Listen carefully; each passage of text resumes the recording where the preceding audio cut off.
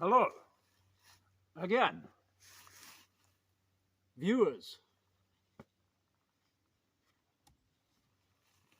As you can see, my chopping test hemlock log is getting smaller. But I have this from the first day that I came out and tested on it. So why don't I just go in this way on this one with this VIPER 440C. Let me take these out of my pocket. And I reckon I should be able to complete this. We're definitely under halfway through. I think I should be able to make it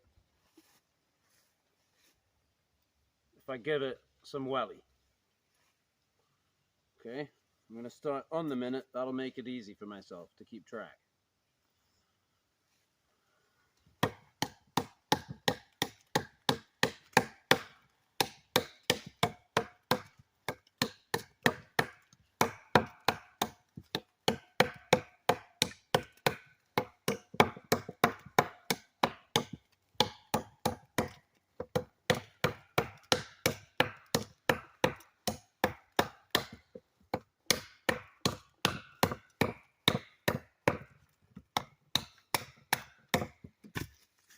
"30 seconds. 30 seconds.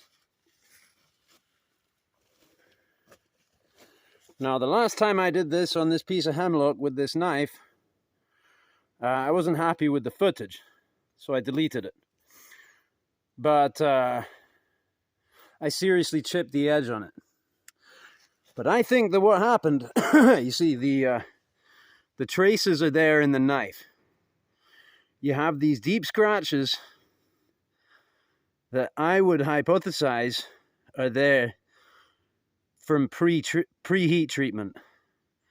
And I reckon they ground this too fine before the heat treatment. I think that they just ground it to 0 and then heat treated it practically to 0. There was like a tiny micro bevel on it, you know? And so the steel on the edge was going to be prone to failure. And I was a little surprised because I thought, well, made in Finland with a look like this, I just figured it would have a good heat treatment, right? And 440C is very tough, supposedly about as tough as you're going to get in a stainless steel, I believe. Unless maybe you're up to some of the really fancy stuff. But even then, I don't know. I think it's supposed to be very tough, isn't it? Correct me if I'm wrong. So I put the lanyard on this, and this is my first time shopping with the lanyard. But I tested it out because I was interested in this kind of pivoting lanyard hole, as it were. And lo and behold, if I do like a chopping action in slow motion, you'll see that the lanyard pivots on it. And if I do my drop test, it doesn't hit my elbow. It's coming close. There we go. It's funny because I try and do the same thing every time, but sometimes it'll, you know, like there, one time in whatever, 5 or 10, it's going to tap me lightly. But anyway, that seems to work. I got it on a very short lanyard. I like them short like this because then you can practically don't even have to grip the knife, really. Although I do, obviously, but, you know, if you take my meaning. So, yeah. Edge looks awesome. Oh, maybe I got a little more chipping or rolling here. Something there. That might have been there or been largely there from before. The blade is, I mean, it's not bad, but it wasn't straight. It has some warp or some bias or something. So, and I started sharpening that out. But it's still really thin right behind the edge here. It's still really thin. So I think that there's going to come a point pretty soon where it's going to, if that is damage that I've just done, I think pretty soon there's going to come a point where it stabilizes. And this thing is going to start acting seriously tough. Because we'll be into the good steel. And yeah, being 440C, I guess the notion is that it'll be extremely tough, but it won't be that good on edge retention. But you know, good geometry will give you good edge retention as well. Will improve your edge retention. Because counterintuitively, as long as you're not coming to the point where you're going to fail the edge, thinner holds for longer, as I understand it. So this is really, I guess maybe this might be kind of like the Finnish way of doing things, where if you get a new US blade, you could expect it to be really, probably, if anything, too thick behind the edge, right? And so you're just never gonna get really good performance from that knife. Now you get one of these new Puukkos or Leukus, from what I've seen, they come with a really fine edge on them. But maybe if you're not careful, or depending on how you want to use it, you're going to fail that edge. And you're going to have to start backing it in. And so, yeah, who's going to prefer what? Me, personally, I think I like it this way around. You know, I can say, oh, okay, that's failing. Let me just back it in a little bit. And, yeah. Ooh.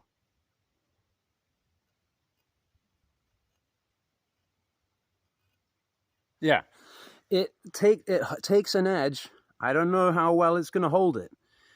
But it takes a sticky edge. I'm talking sticky. I'm telling you, this thing is sticky. This is fairly green, I think.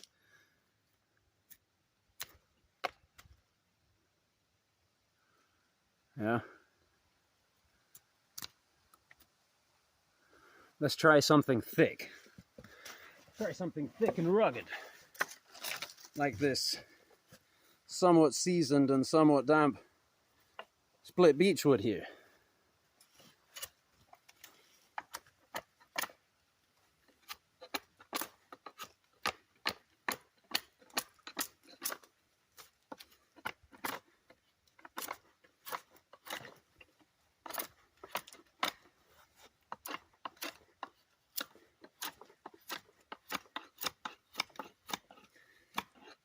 Yeah, when I first tested this with the edge that was on it, it was even more zippy than it is now. But, you know, that's the compromise. I need an edge that can take a little bit of pounding. You know, I don't think it should be really abuse with a knife as chunky as this, doing some chopping like that on a hemlock, excuse me. They call it the poor man's hardwood, but it's not that hard to chop it. It's not like chopping into some seasoned oak or something.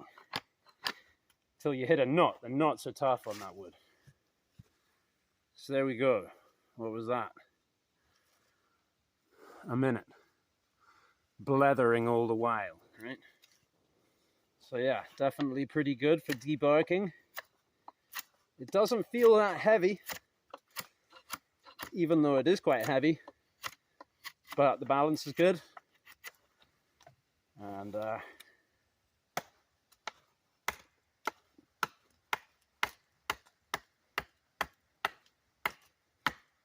nice. So speaking of some seasoned oak then, how's my edge doing? That was good. Here's a piece of seasoned oak from California. Wish I could tell you what kind of oak, but I don't think it's one that we've got around here. It has this really fat, thick oaky grain to it. And yeah, it was a branch that I chopped up and took some pieces. And this was a little off cut there, or just a funny little piece. I thought I could make it into a stool, kind of using the same construction as this thing. So this would be the side I'm sitting on, really. So this would be the side that wants finishing. You can see this is when I got my first Milwaukee chainsaw. This was the first thing I did with it, was cut up this branch. And you can see I didn't really know what I was doing.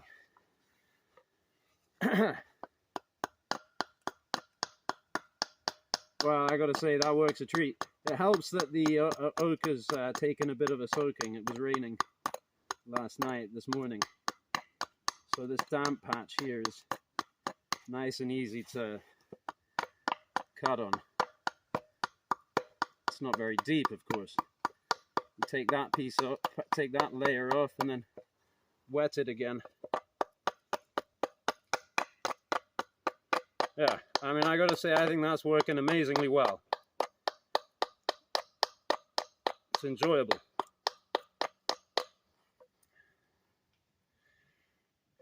So, you know, 440C.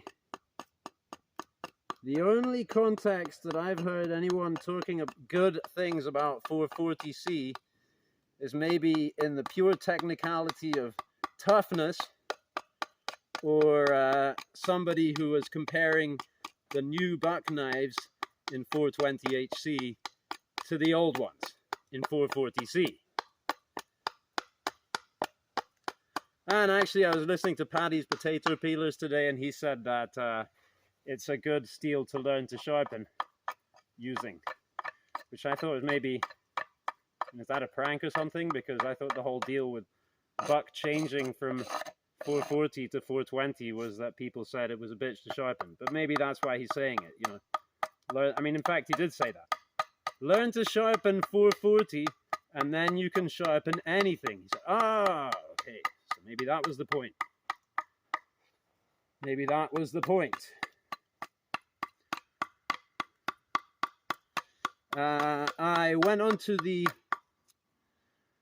Tero Esekeskus website, and yeah, they're still selling them.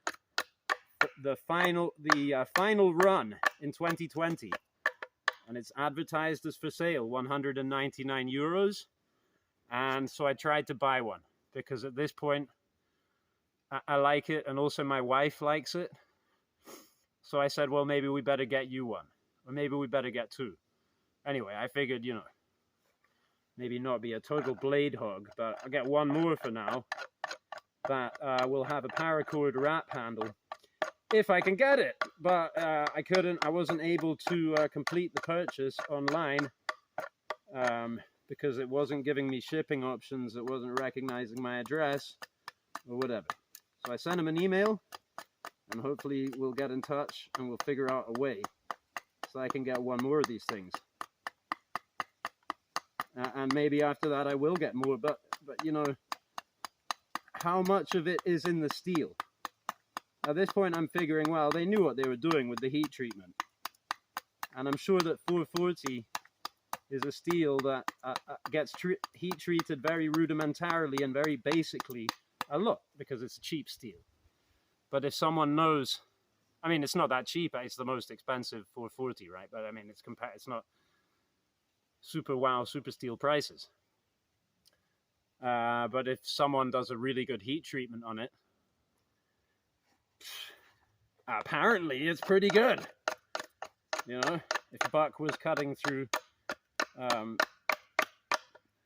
whatever, mild steel bolts back in the day with a hammer on the spine. And I'm really enjoying this knife. I think I might have found a serious competitor for my Woods Gem, which I've been delighted to carry on my belt pretty much every day. And the thing I like about the Woods Gem so much is that it's so lightweight, right? 6 ounces and a bit compared to this 11 ounces and a bit. So it's a little more than half the weight of this thing, And you really notice that if you're walking around all day with this on a dangler on your belt, you notice the difference in weight. But of course, you have the trade-offs, right? Because this thing has a lot more chop in it. And it's stainless. And whatever possible other advantages, you know, it's got a swedged point if I have to go out and stab a tree. I've probably gone on enough about that. We'll put it in the rotation. We'll test it some more. I'm also carrying today this hella good little knife. It's the Hella Nying. I backed up the edge on that, looking pretty scratched up as well, but really, let me give you a little whittle with this thing. Yeah. It's really a finishing knife, so what I would want to do actually is hit up this part that I already did with the roughing knife, you know, then just smooth it out with this thing.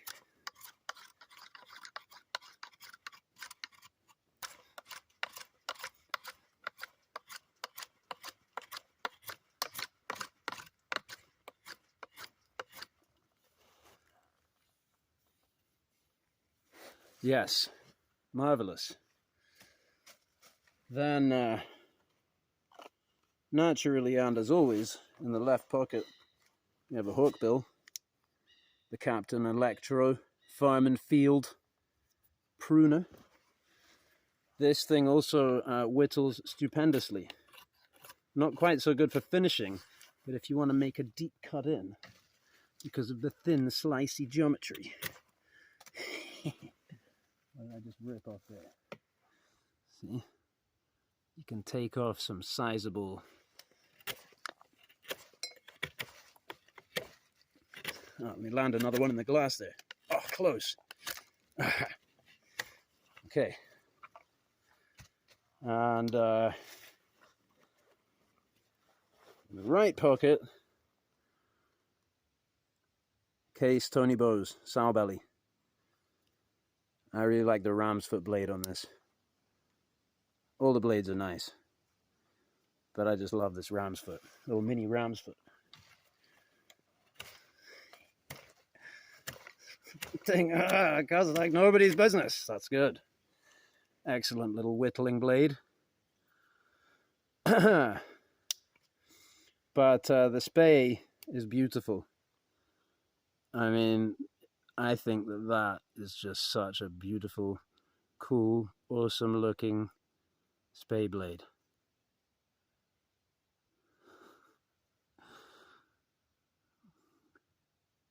Kind of short and stubby like the ram's foot, but come on. Grind-wise, none finer. Look at this little hump there. Yeep. And the way they lined it up with the handle. And this single-sided swedge deal on the back here. Masterful. Anything with Tony Bo's name on it. Irresistible. Now something about this wonderful blade and the setup here is that you can't really grip onto this so comfortably. I mean, you got a real nice hot spot there. But there are many other ways that you can hold it. If you're using it for skinning or something like that, I think that there are 101 grip options where those two blades are not bothersome. And anyway, I carry this alongside a whole load of others. You know, last but not least, although perhaps least in stature, the Jerry Moe and Mini Mongoose. You know, one day I'm going to get around to putting good finishes on all these blades. But at the moment, my interest is getting them to perform. And so, like, I get them to perform, and then I got something else I want to get to perform. You know? But kind of getting there with the collection. You know, getting to a point where I don't really feel the need to acquire quite so much. Although, you know, I'll be eating those words by the end of it. Forget I said anything. All right. Thanks for watching. See you on the next one. Adios.